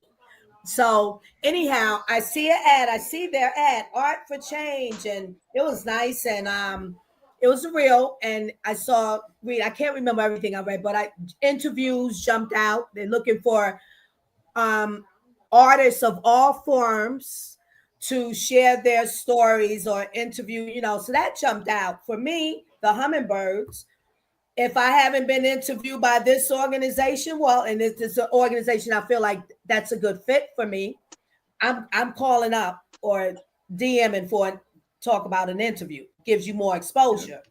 So I did that, and I got through Messenger, Mr. Sapiosexual, and as we're texting back and forth through Messenger, and he's asking me some things about myself. Okay, boom. It somehow shifted into that. Also, he's looking for a female host. So then I'm like, oh, I said something in my mind. I don't know if I said on the text, I think you found her. That was in my brain, you know. So anyway, so then the next step, he's like, well, I like what you have. He said, send me more of like a bio about yourself and blah, blah, blah. And I did that sometime after, like, I think in the same day, if not by the next day, he let me know, oh, he said, we love it. So he's going to set up a conference call with his co-host, which is BU. And I said, okay, bet. So then Sapio and I talked, and then BU we're all on the line, but me and him are talking first. Then BU jumped in. So BU, hold up. You hear he always says, hold up a lot. Hold up. Yeah. You gotta be right. Hold up. What are you looking for? What is it that you want? And he didn't finish it. I said, I'm waiting for him to finish it. Ask me, finish that. What are you asking me? Well, do you want an interview or you want to see about being a host? I said, well, scratch the interview host. So then we talked, him and I talked longer than myself and Mr. Sapio on that conference call, but Sapio was behind the scenes. So we talked, he picked and prodded at me and everything. And then here I am. Yeah, we bump heads a little bit, but like I love Lady Albert. Yeah, I like her. Yeah. And of course I like him. I like everybody here. So I thought it was a good fit for me because the Hummingbirds, I'm bringing myself, the art in me, to kind of shifting the narrative in my own way concerning women. That's my target audience, living positively with HIV, differently than any of the other organizations that have been around in the fight, in the cause for it, you know. So and so it's a radio show, and then what they do, I thought, oh, this is good. This is just an extension on my wing now. Yeah. Yeah. A little bit. I love that. What we doing? Closing statement? No. Before we do that, we're going to let Miss Javonte give some advice to any aspiring artists. Okay. Any aspiring artist, what I would say to you is create when you actually got it. And I'm not going to tell you, just being there every day, just pushing things out. Do it when you have the mental clarity and the drive to do it. I would say, however, you're going to have another job, which is content creation, because you got to put yourself out there. So just brushing up in those areas, making it about what you love. And yeah, I'm never going to tell somebody.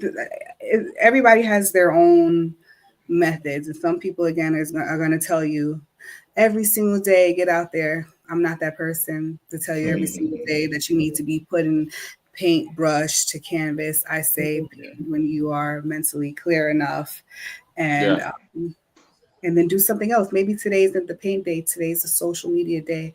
Today's the day just to do absolutely nothing. Take time for yourself, and then put them boots on the ground and get yourself out there. As far as in all the different areas, the podcasts, the art shows, the posts, talking to people, closed mouths. I learned, do not get fed. Nobody don't put it out there. I have so many people that done, I didn't know that you made art. I didn't know. Oh, I'm sorry. Because I wasn't really advertising for self. So building your brand and putting yourself out there and painting what you love. Don't put yourself in a box of what you have to do or this type of way. I might paint this way today and another way tomorrow. Yes. Feel confident. Maybe you'll, build your own brand and your own technique that becomes yours, but do whatever feels good.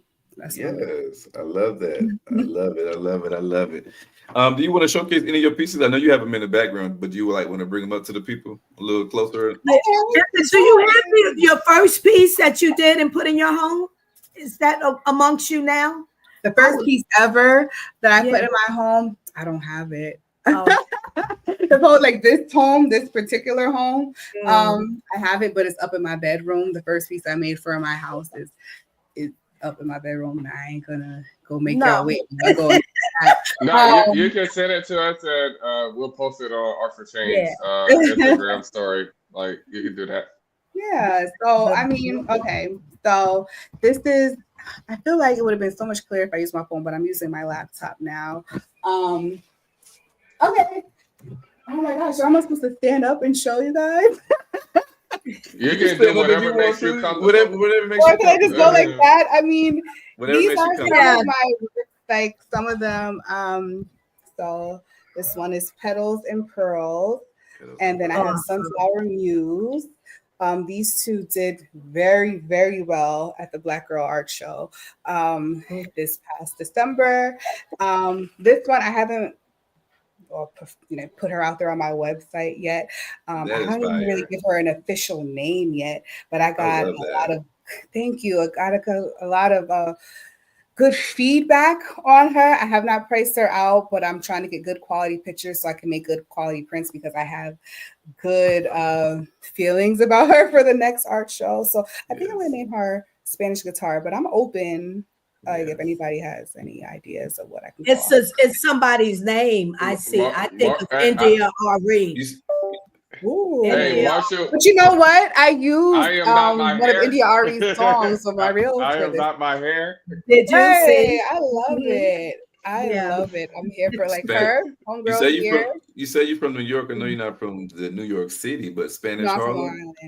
You know what I mean? So I like that. I like that. I do. And then I have what's the one under the sunflower under the sunflower? Okay, so that's Adorned Adversity, and that's one probably. Okay, I'm gonna have to get up for that one. Good. Yeah, I like that. I like that one. Yeah. Okay. Let me move this out the way. Okay, and get her. Okay. So this one here is Adorned Adversity. And so I made this one. Yeah, that's nice. That clear.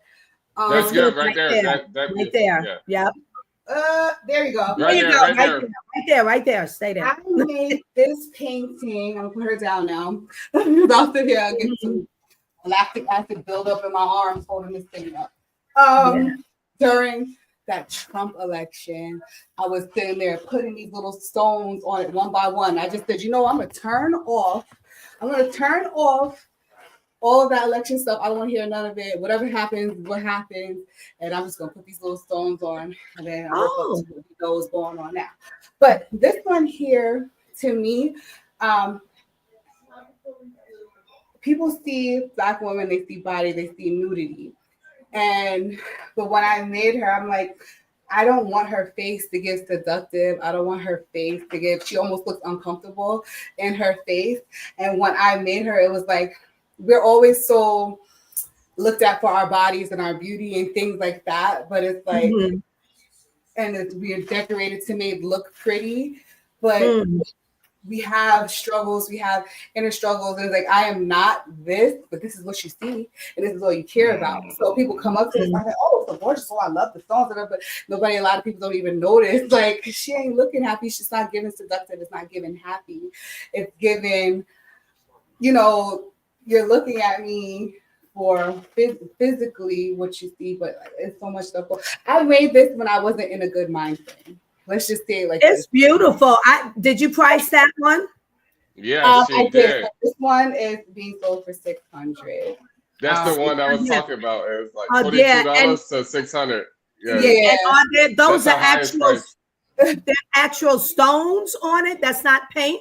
No, is they're all the little stones and Oh, that's little awesome. I pearls. like that one a So it's lot. like a body chain situation. Yeah.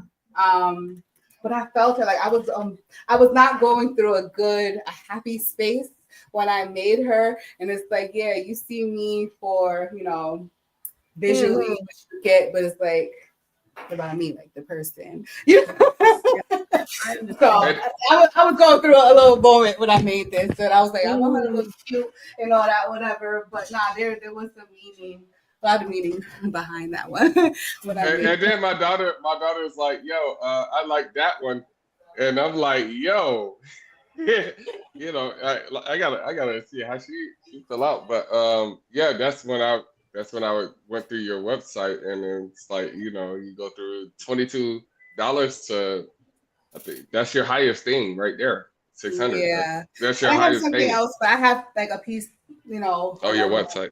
behind some of these things that it's not for sale anymore. That like they were purchased, but they didn't get them yet. They sent me the money, but they didn't pick it up yet. There's some other things behind that. The prints cost a little less if it's a print. Say it to me one more time. If it's a print, the price is a little less. Oh yes. So when I was at the show, I had medium prints and I had large prints. The medium prints were like 12 by 16 and the larger prints were 16 by 20.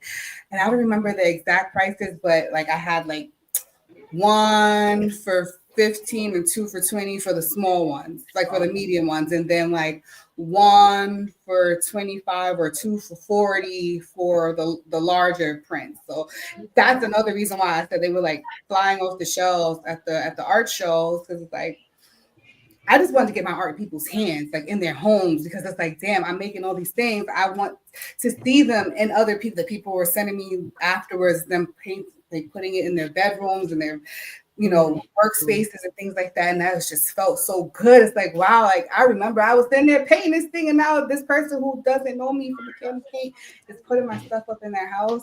It's a beautiful feeling. So yes, prints and like the bags and things like that, they could be more massively produced. So they're going to be more cost effective. Whereas the originals that I was actually putting in the hours and got the actual brush strokes, blood, sweat, and tears, and that's always going to go for a lot more compared to a print. Absolutely. Man, it has been a pleasure for you to be with us today. Is there anything else that you want to mention? Any events that you have that you want to showcase? Any people you want to shout out before we close out tonight? Shout out to my friend Brittany, who's been in this podcast, and my friend Deshawn, who's been into this podcast. My friend Brittany, she's definitely been there, and I'm hoping that she will also be there for my next art show, because I'm going to need help with setting up.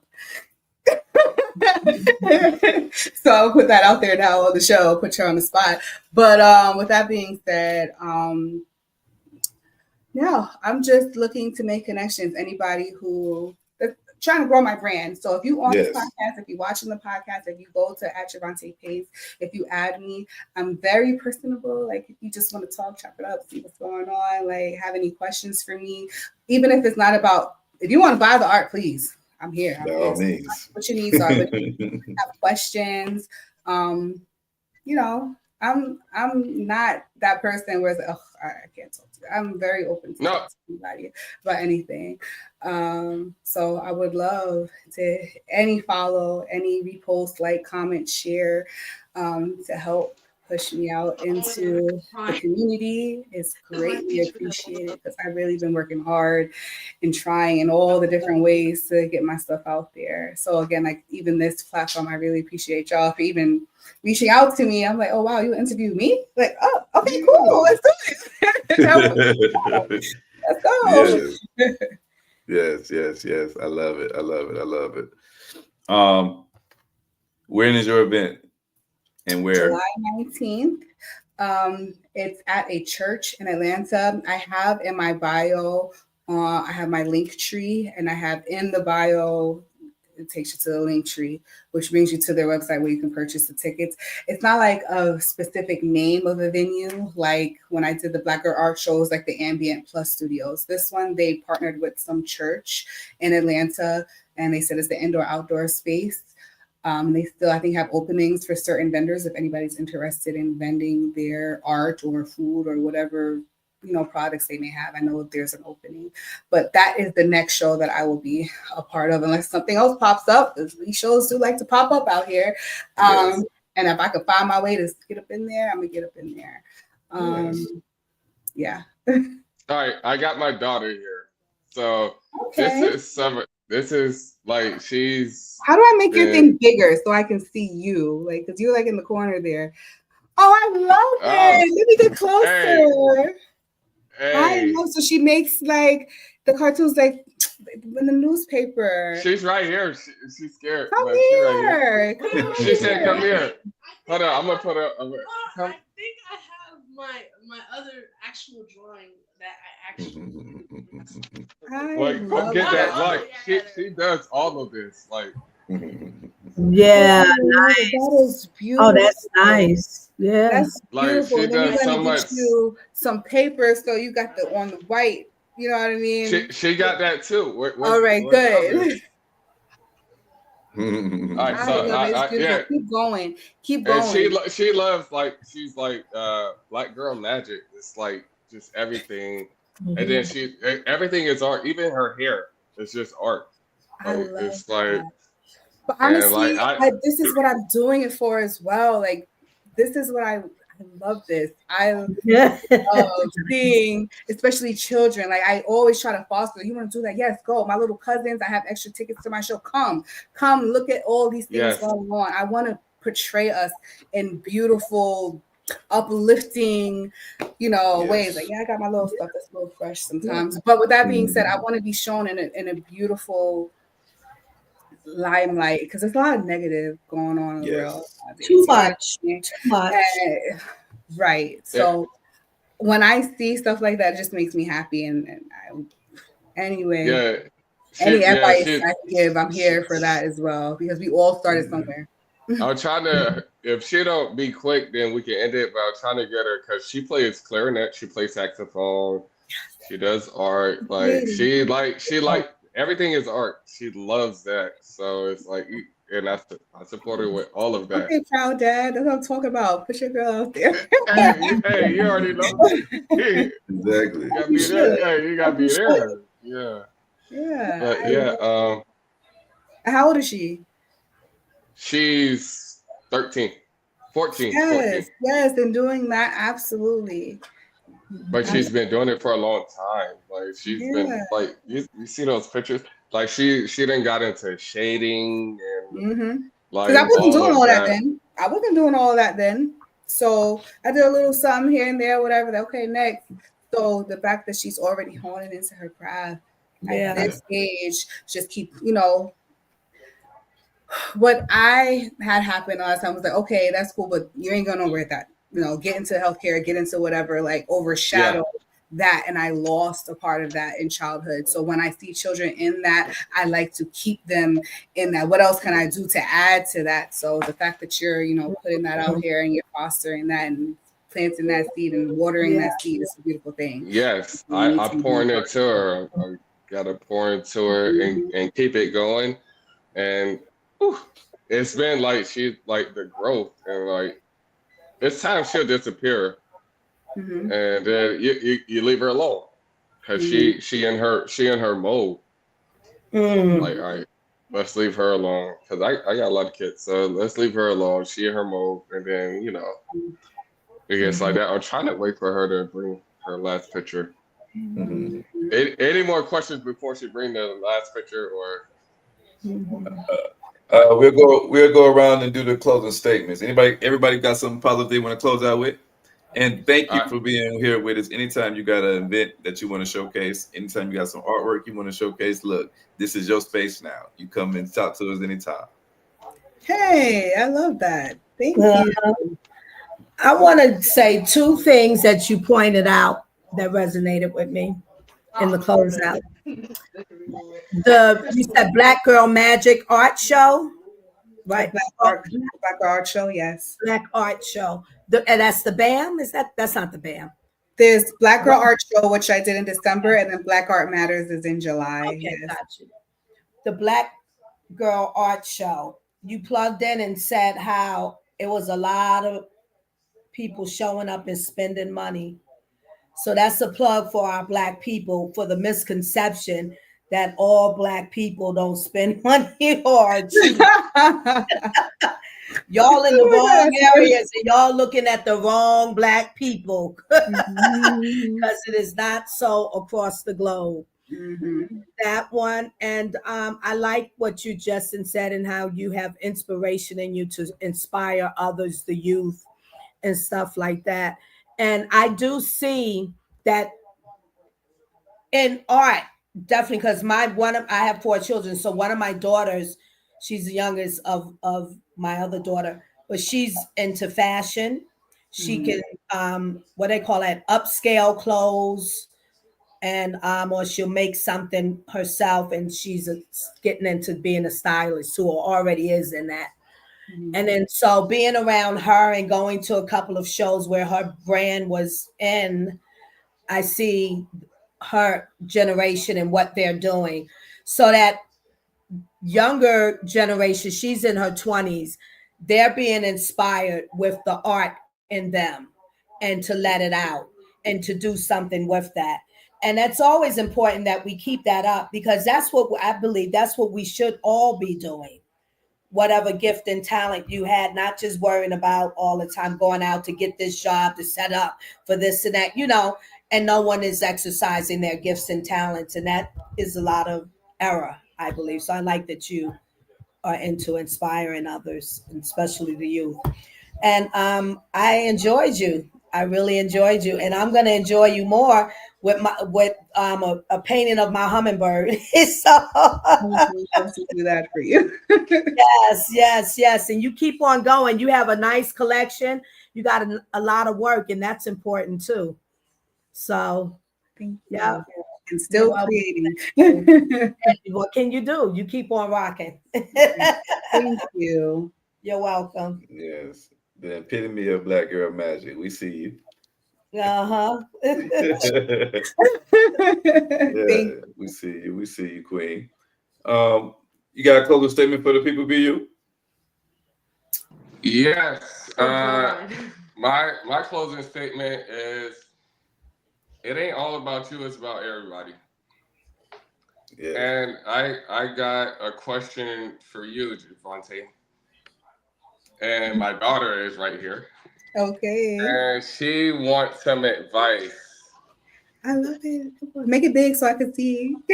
Make it big. So, yeah. Oh, wait, my face? Yeah, no, you're right there. Oh. Perfect. Hi. So any advice, because she's an upcoming artist. So any advice for her?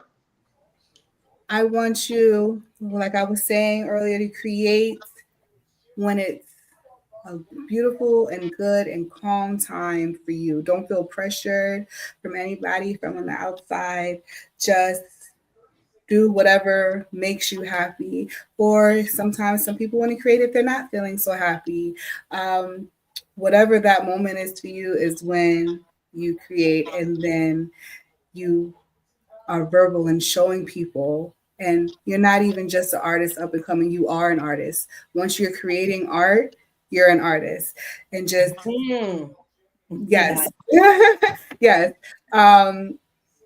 And like I said, making the art, and I'm not saying go months and months and months, unless you really need to go months and months and months for whatever reason to not create. But be consistent enough, because I want you to keep track of your art today, your art last year, your art next year, and you're going to see your growth. And you can go as far as you want to go. There is no limit. What I saw already, I was nowhere near doing that at your age. Now, I made art at your age, but I wasn't doing it to that caliber. So you are excellent just where you are. You don't need me to tell you anything, because you're already doing amazing, and you're going to keep on going amazing as you keep on going. throughout the years. So I'm very proud of you for where you are. Thank you. You're welcome. Oh, what you got to say? Nothing much. Don't put her on the spot. She said, Mhm. Yeah, put me on the spot out of nowhere. I appreciate those kind words. Like, Yeah, absolutely. Thank you. That's the future. That's the one you're going to really be interviewing around here. exactly right. yeah, I pour into my kids. Like, you got to pour into them. You got to make sure they get everything, no matter what. I love it because everybody doesn't have that, you know. So I love to see that and to foster that. I love it. Matt had a Marshall closing statement for the people. Yes, to always remember the times for chill hangs and general education. I love it. That's our acronym for Art for Change. All right. One more thing. Hey, Javonte, can you stay backstage with us after this? Sure. Okay. Phoenix person, thank you. We thank you. Oh, shouts out to Phoenix. Yeah, shouts out to Phoenix. Phoenix be out there too. Roxanne, Daisha, Brittany, Deshawn. Shout out all y'all. Yeah. Yes. It's a lot of listeners watching on Instagram and Facebook as well. So we appreciate everybody. And if you don't catch it live, you can listen to our audio version on any podcast streaming platform. And you can catch the video on our YouTube live section of our channel. Absolutely. You got closing statements for the people, Javonte?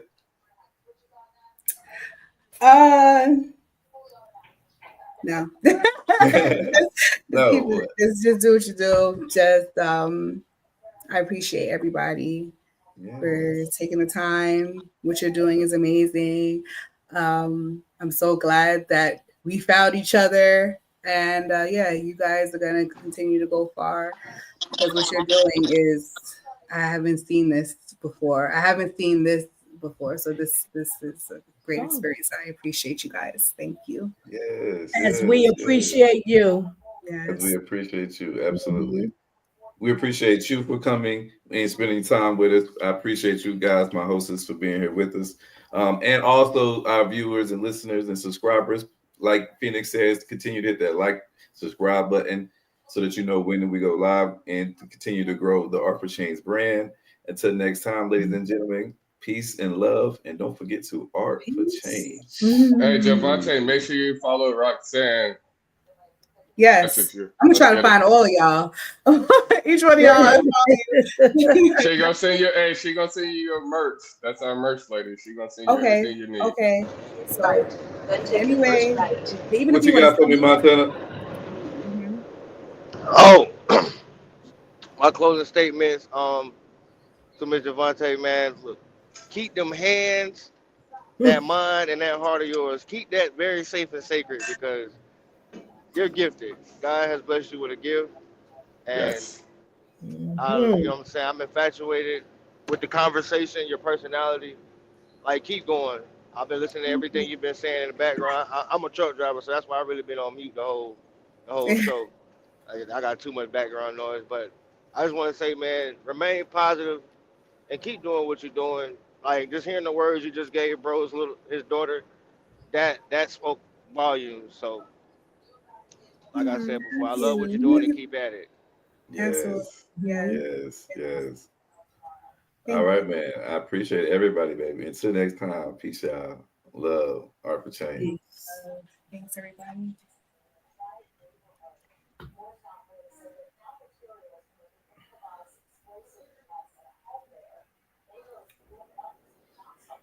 Oh, I kicked him out again.